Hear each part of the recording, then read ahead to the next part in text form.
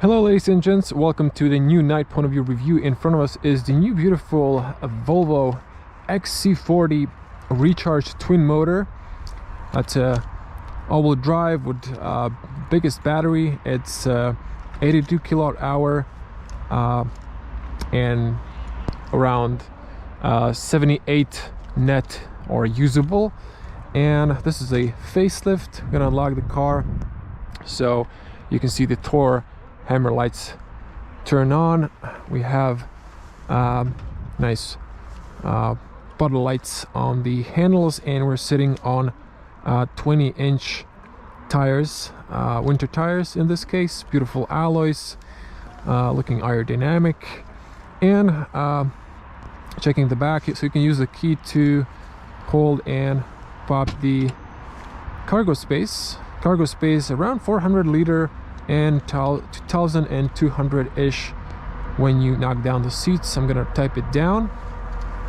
Inside here you can raise this up, and then you have charging cables for public AC charging up to 11 kilowatts or your home charger, and DC charging is up to 205 kilowatts. Let's sit inside. Of course, I'm not going to show you the front at this moment, but I'm going to just talk a little bit and then drive off. I'm at 89% of battery. So, yeah, this is it. I'm just going to share some light inside so you can see the interior. It's the classical XC40 interior. Everything looks the same. This is the ICE platform converted to electric, but it's a very nice and minimalist interior. I'm gonna turn off the lights inside. You can see the beautiful, really interesting ambient lights. So it's kind of 3D, gives you the shades, and it looks very nice. Interior quality is excellent, Volvo premium. Now, there is a slight problem here. The Google Maps here are not working. You can type in a destination, it gives you estimated time, battery range, and so on. For some reason it's not showing the map. So, and the 5G here or the 4G is not working. So I've just did a little research on internet, and it turns out that something is wrong with the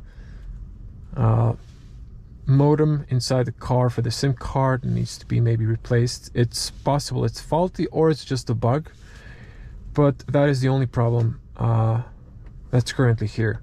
So without that in the way, we can continue on. You can see here range 260 kilometers. So this is range that car is estimating, considering it's cold outside, it's winter, and you're gonna see here, we're gonna talk about that. The range is a little bit I think a challenge, because it is thirsty in power consumption. Connecting my here Apple CarPlay. You here have Waze, or you can choose Google Maps, whatever you prefer. This is going to be maybe a little bit too bright for the camera. I can also put Google Maps.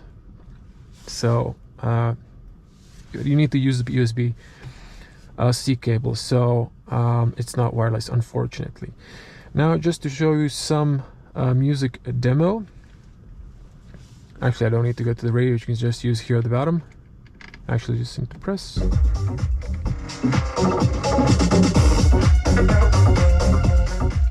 So Harman Kardon speakers, I think they're good, but I've heard better. So definitely it's worth upgrading if you want better sound. So I can play it for too long not to get a copyright strike. You probably know the drill. And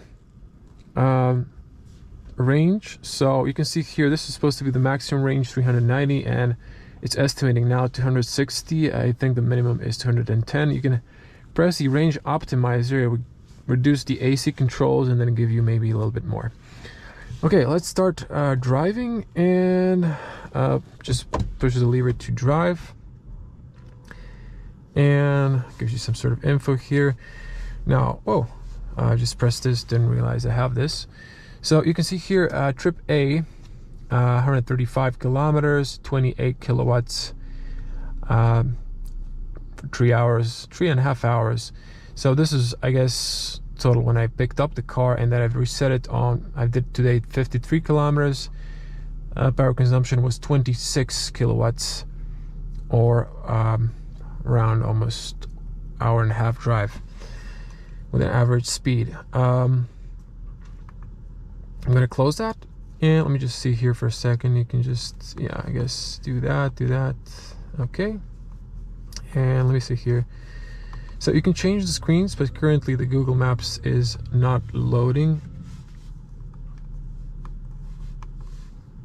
Okay, I guess you can play here with the volume and radio stations. I was hoping to change the view, but I guess there's only one. Apologies again. There's only Google Maps, because it's currently forcing the embedded Google Maps, not the Apple CarPlay. And I'm gonna use the reset button here. You can see the current 53 kilometers and 26 kilowatts. So we're gonna reset that, hold, and we're gonna start driving. So we're gonna see how are we doing on this drive as well. So I've mentioned it's a twin motor. That's what Volvo calls it, or dual motor.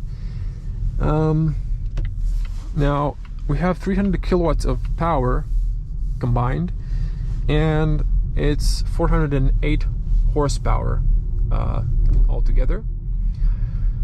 So 0 to 100 is in 4.9 seconds. For this SUV, that's actually fast and impressive, to be honest. Now there are no driving modes, just one driving mode, and you can turn off the recuperation or just turn it on so you can drive one pedal. I prefer that. It's more natural for an EV. So when I let go, it's recuperating. Now when I've compared it to my Tesla, I think it's a little bit more aggressive in recuperation. But after, you know, an hour of drive, I've developed a feeling for this car, so it's not an issue. Now I've deliberately left here power consumption. So this is a current power consumption. It's always going to be higher. It's going to stabilize on the odometer there, but I'm just going to leave this here for a while so you can see.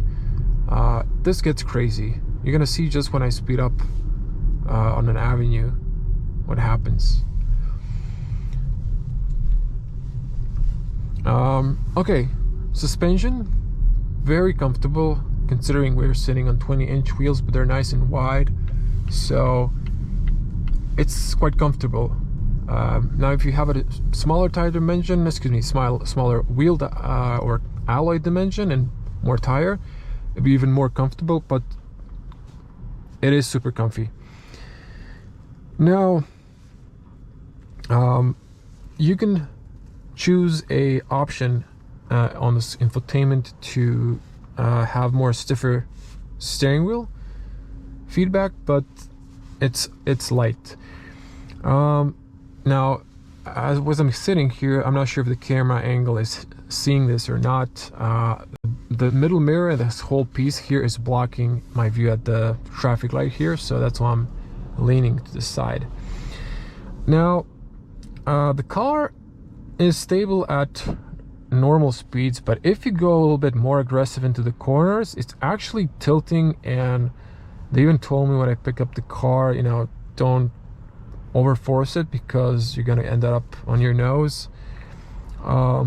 So regarding the stability on the road, it is a heavy car. It has almost, I think, 2 tons. It's 1,800 kilos, but still it's a little bit,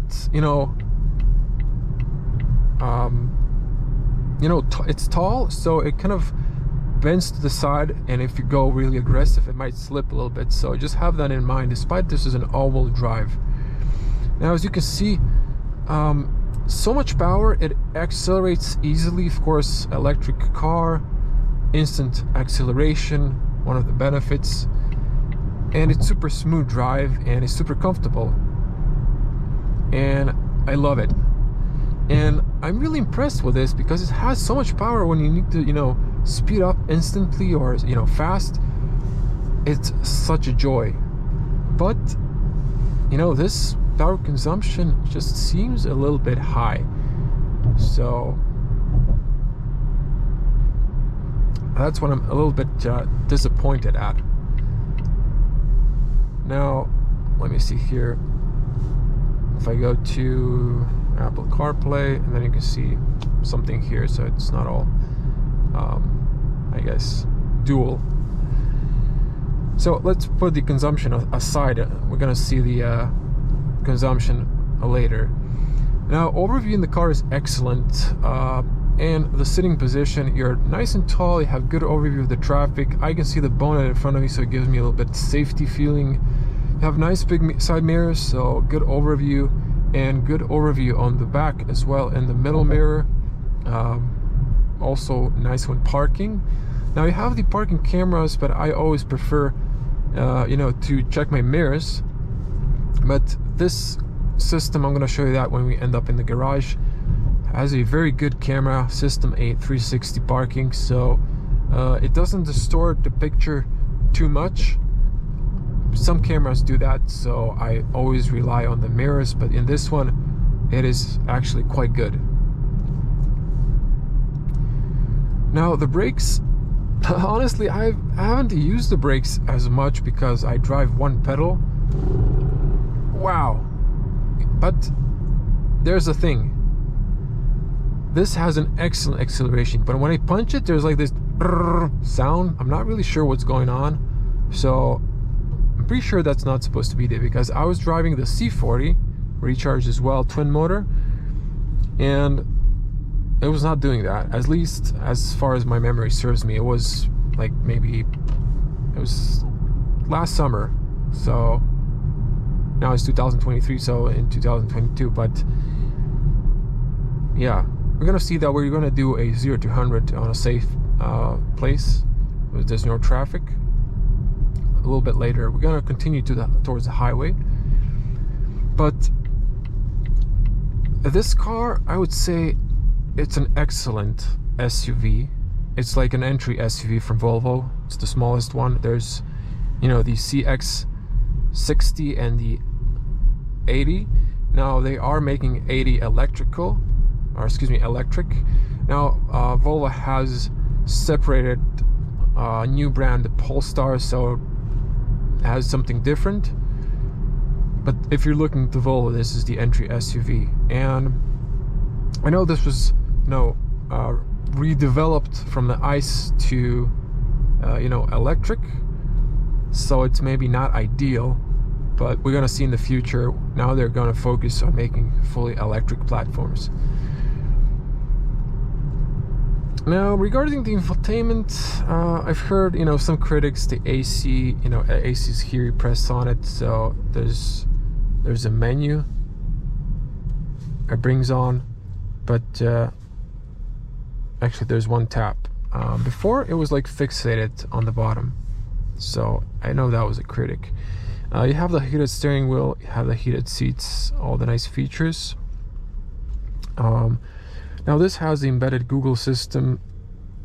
I drive a Tesla, and my Tesla have Google Maps, but this kind of menus here are not my personal favorites. It's not super complicated. It's all there, but I don't know, this is too much text for me. I'm thinking they should have had a bigger screen perhaps, but I know they've used the, you know, just same system that's introduced way before. But very comfortable seats, are comfortable as far as I've driven today, very comfy. Now today's cold, it's slightly windy, and we're gonna see on the highway. Now my feeling was this car wasn't super loud, or it has a good soundproof, you know, up to 130 kilometers per hour, which is in most of Europe the speed limit. So 100, it's very quiet, but when you go 130, it's a little bit noisy, and if you go 150, just because of the body and SUV shape, or compact as urban vehicle, as CUV, it's just a little bit noisier. But in general, this car is just, very comfy and I would say on the edge of luxury. It's not a luxurious car, it's a premium car, but it gives you this, nice feeling, and Volvo is a premium badge. Now, honestly, I've just covered almost everything, I think, and I'm trying to think of something that I've missed. There was something in the back of my head I was mentioning before, but I just can't remember. Oh, yes. So one of the excellent features on this car as well is you sit in the car registers, you can just press the brake, put it into drive, and there's no need for start-stop buttons. This doesn't have a start-stop button. I love that. I dislike, I'm not gonna say hate, but I dislike some electric cars who are forcing start-stop buttons. It's like, something unnecessary. In my Tesla, I also just sit in the car, press the brake, put it to drive, and it just drive off. This is the same in this car, so I think this is something Volvo did very good. And it is logical, and considering this was an ICE car, I mean, the model was an ICE car, there's a blank here where the key was supposed to be, or the start-stop button, but they've just decided, we don't need that in an electric car, and it's a good thing.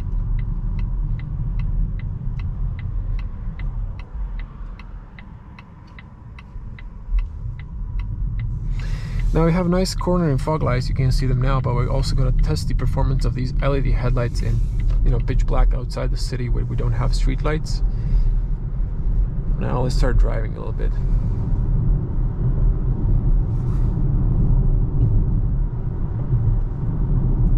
I'm going to try being a little bit aggressive in this corner.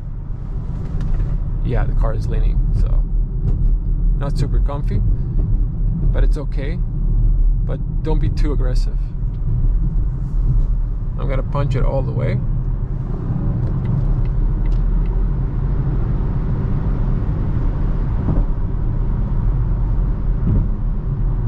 Now, there is this fake sound when you punch it all the way, so it kind of turns on. I think it's okay. Like the Mercedes-Benz, their EQ series has terrible fake sound, but this is okay. Now this is driving 100. You can hear tire noise, almost no wind noise. And the tarmac is a little bit rougher here, but we're on winter tires, it's more softer. So 130 here.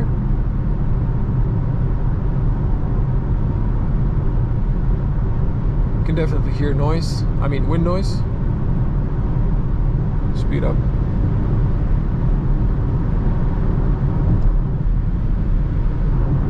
And then excessive wind noise, definitely.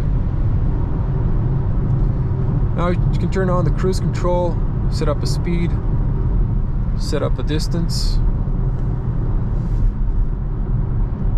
Keeps you in the lane, so if I want to force it, it's going to just center me. So it's not a ping pong, it doesn't push you from one edge of the lane to the other, it just keeps you in the center.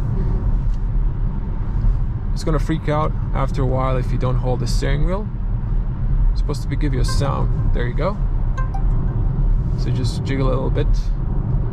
So it keeps a distance, and if you use the turn signal and move to the side, so when you use the turn signal, it just doesn't keep you in the lane, and it just accelerates to the design speed.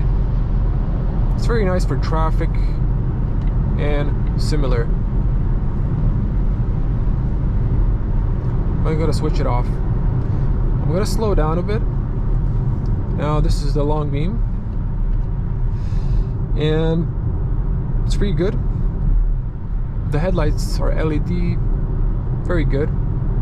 Now there is a automatic long beam, so I'm gonna test that. There's a car that's gonna pass me, so I'm not 100% sure if these are matrix. I forgot to check, but yeah, not quite sure. I didn't see that beam, but this doesn't have a lens. It has a projectors. Now let me just come back home here to the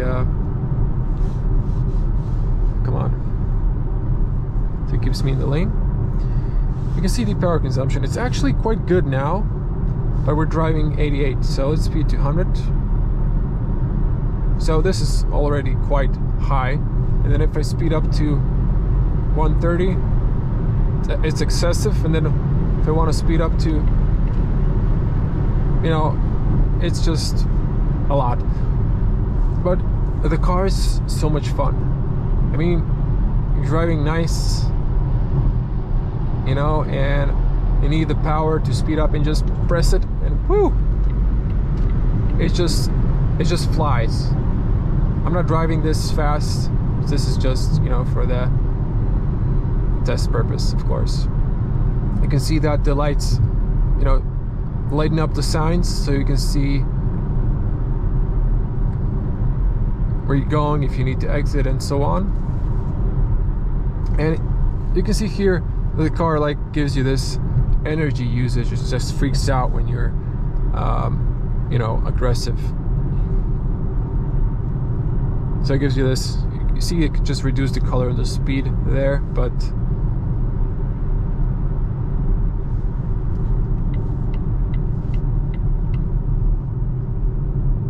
now I would actually love to do a range test, but it's just cold weather on the coast where I wanted to do the test to the coast. It's around 300-kilometer trip, but it is supposed to be super windy, extreme winds, up to, you know, over 100 kilometers per hour, and rain. So that would definitely not be good for the range of the car, so it wouldn't really be justified. So I'm not gonna do that. That's what I decided, unfortunately, because I did get this car for a few days. Now, once again, just such a joy to drive electric with this instant torque and one pedal driving. It's just so natural. Just let it go and it slows down.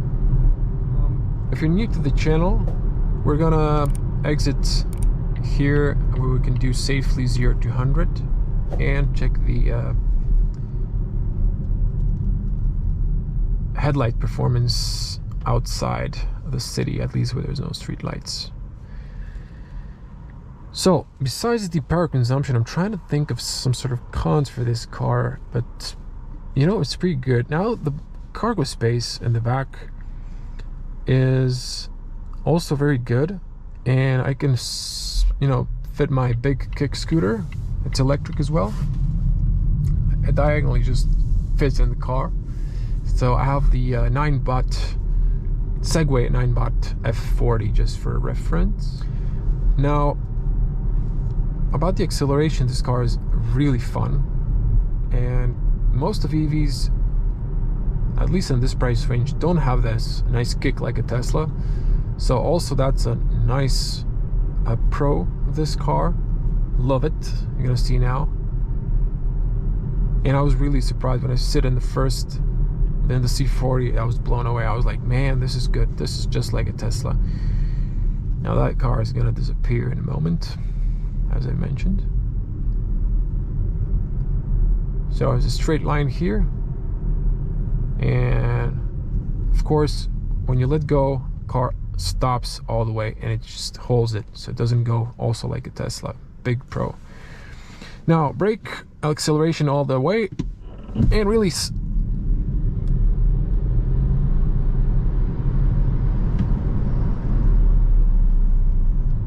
Brakes are good. They're not super aggressive, but they are firm. So there you go. Don't do this on the road. Don't do this on the streets. This is just for test purposes, of course. But it's nice to know that if you need the power, wow, it's instant. It's just like my Tesla. This is close. My Tesla is a bit faster. It's like 4.4. Just, you know, split faster. Have the coordinating fog lights. Now sometimes people stop here to be on the dates. You can see automatic long beam turn on. Now I will stop here. GoPro doesn't have the best sensor. So that's the headlights, and that's the long beam.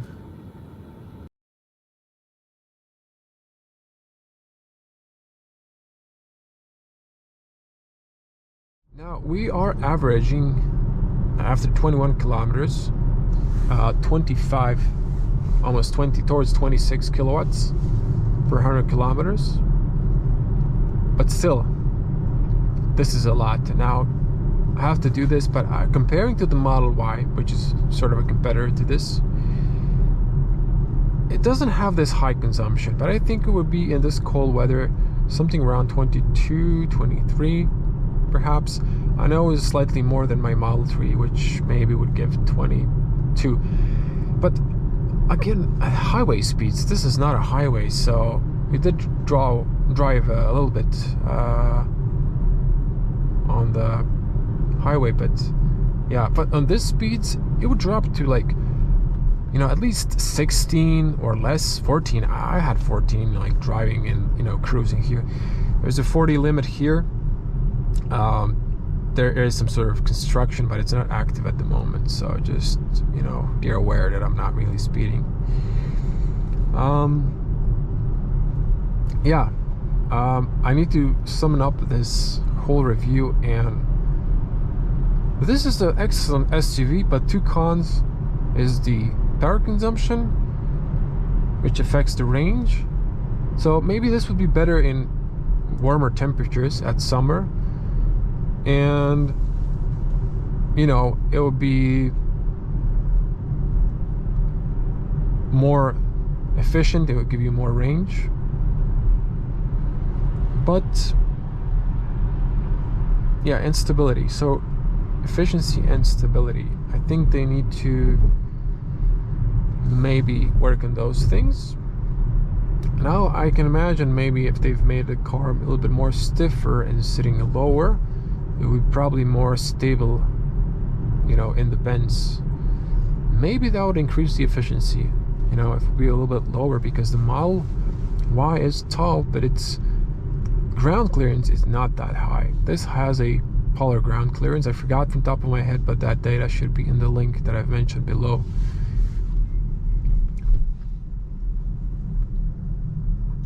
Again, just release the pedal and it stops. So I'm seeing that the power consumption is dropping to 24.6, so I'll do a test, and I'm going to type in here what's the power consumption I got. So I'll do a little, like, 60 to 80 through the avenues, just to see, like, if I'm driving steadily, what's going to be my average.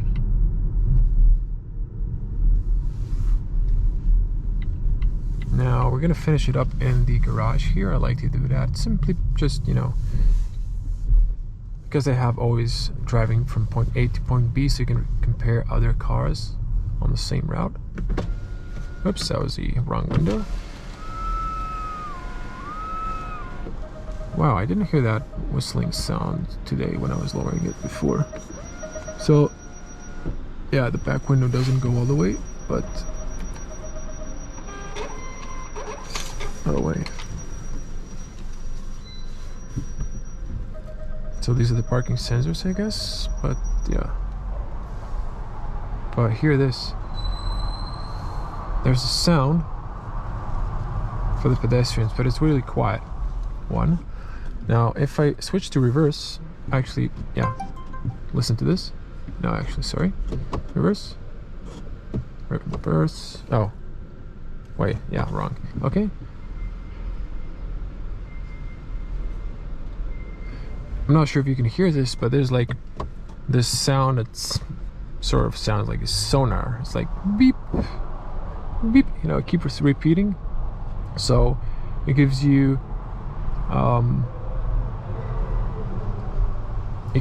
a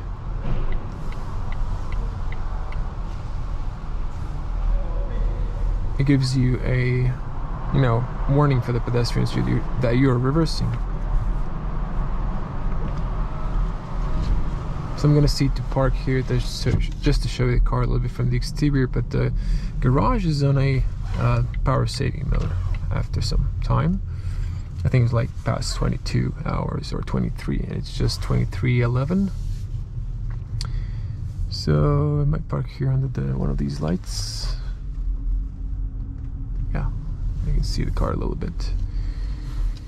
But the car is also very gorgeous, design-wise. I like it. So just to show the back and camera, so you can see very good here, and it gives you the wheel direction, front and rear. So if you go to the drive, it's gonna stay in this. Excuse me, drive. It's gonna stay in this, but after you reach some speed, it's just gonna turn off. And also you can tap here, and then you can switch to rear camera. Excellent resolution, and camera wise and screen wise. And then you can switch to the front camera. You can switch to the side here, and then you can see if you're close to it, like a cone or something similar. And yeah, that's it pretty much. There is a park button you can press, but check this out. If I unbuckle here, if I release the brake, the car has auto hold, and I release my button up and open the door, it switches to park. So you can press the park button, but you don't have to. And also you can see battery level 80%. So we started with 89. So actually, considering this now, the power consumption wasn't that bad. Considering this is an SUV, I'm still a little bit not 100% sure if this is really efficient or not. Maybe it's not fair to watch this because this is the current consumption, so it always responds to your acceleration, and it might seem high. Tesla has removed this, and they give you the one that you see when you put the car to drive. So let me just see here. Okay. You can see here 24.7, so that's the realistic power consumption. So again, I'll drive some more and give you that realistic data here. So this is still kind of, dropping down, but it drops down to maybe 2 or 3. I'm not sure how much is this, CPU inside and the AC using power. I know my Tesla was around 1 kilowatt. Yeah. I'm gonna wrap it here. Don't forget your valuables. I'm just gonna head out after this video. And to show you the car from the outside, I love the design. It looks really nice. And of course, this is a personal taste. You'll have different tastes. Love the LED taillight signature as well. Cool, same as the front.